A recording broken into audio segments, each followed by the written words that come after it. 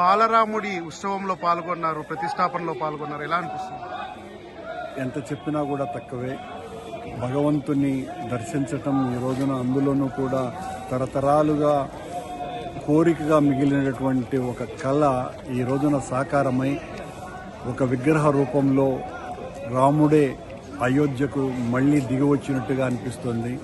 హిందువులనందరినీ కూడా ఏకం చేసినట్టుగా, మనలో అంతా కూడా మానవతా విలువలు నింపి ప్రపంచాన్ని మళ్ళీ మార్చి రామరాజ్యం తీసుకురావటానికి ఒక గొప్ప తాత్విక సందేశం ఇస్తున్నట్టుగా, మొత్తం ప్రపంచంలో ఉన్నటువంటి హిందూ భక్తులనందరినీ కూడా ఏకత్రాటి మీద నడిపించి, ఆ నడిపించినటువంటి తీరు సమతా భావనతో, సమానత్వపు ఆలోచనలతో, మానవాళికంతా కూడా మంచి జరగాల అనేటువంటి తపన, తపస్సు ఇందులో దాగి ఉండి ఆ దిశగా భవిష్యత్తు ఉంటుందని, అలా సాకారం అవుతుందన్నటువంటి నమ్మకం నాకు కలిగింది. ప్రపంచంలో ఇప్పటి వరకు ఇంత సంఘటితమైనటువంటి శక్తిగా ఒక రూపం తీసుకున్నటువంటి అంశం బహుశా రామాలయ నిర్మాణమే అని అనిపిస్తోంది.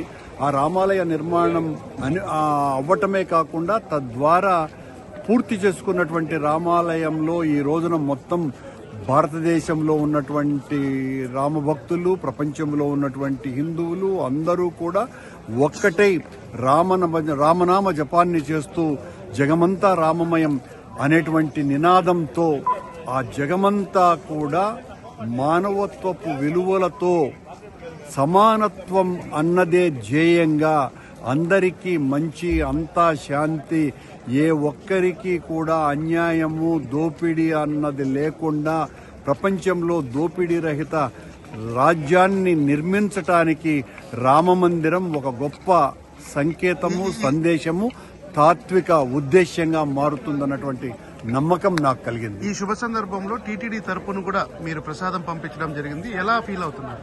వెంకటేశ్వర స్వామి ఆయన కరుణ, కృప, కటాక్షాల వలన నేను ఆ స్వామి ఆలయ అధ్యక్షుడిగా నియమించబడటం, దానికి జగన్మోహన్ రెడ్డి గారి ఆశీస్సుల వలన నేను తిరుమల తిరుపతి దేవస్థాన ప్రతినిధిగా రామాలయ ప్రారంభోత్సవం రోజున పాల్గొనటం నా జీవితకాల పుణ్యఫలం. ధన్యమైంది నా జీవితం. మానవులకు ఒక గొప్ప సందేశాన్ని వినేటువంటి అదృష్టం అదృశ్య రూపంలో నాకు కలిగింది అని నేను భావిస్తున్నా. గర్భగుడిలో వెళ్ళడానికి అందరూ ఆశగా ఎదురు చూస్తున్న సమయంలో నేరుగా బాలరాముడి దర్శనం జరిగింది, దాన్ని ఎలా వర్ణిస్తారు? సాక్షాత్తు రాముడే, త్రేతాయుగపు రాముడే, కౌసల్య కడుపులో పుట్టినటువంటి రాముడే మళ్ళీ అనేక సంవత్సరాల తర్వాత, అనేక ఎదురుచూపుల తరువాత ఆయనే నేరుగా బాలరాముడై అక్కడికి వచ్చి నిలబడ్డట్టుగా ఉన్నది.